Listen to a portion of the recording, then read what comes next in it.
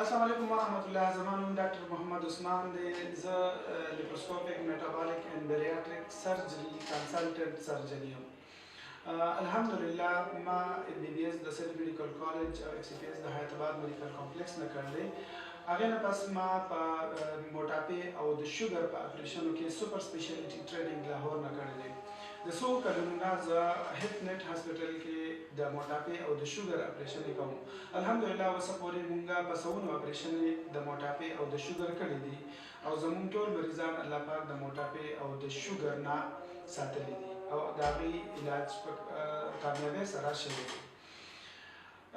دا زموږ ویډیو چې دا د عوامو د آګاهۍ دپاره ده چې موټاپه څنګه بیماري ده، څنګه خطرناکه بیماري ده. مخکې چې به د چا وزن سیوا شو نو خلک به خوشحالېدل چې دا تکړه شو او طاقت راغی. نن سبا میډیکل ساینس دا پرو کړله چې موټاپه یوه بیماري ده، یوه بیماري نه ده بلکې دا د بیمارو جنګ دي. د موټاپې سره سره څو بیمارۍ راځي، یعنې شوګر، بلډ پرشر، فالج، د زړه بیماري، د ګردو، د جوړونو او د بې اولادۍ بیماریانې دې سره راتلی شي. که موږ د یو موټاپې علاج وکړو نو ګویا چې موږ دا څلور پنځه بیمارۍ د دې علاج موږ په کامیابۍ سره وکړو.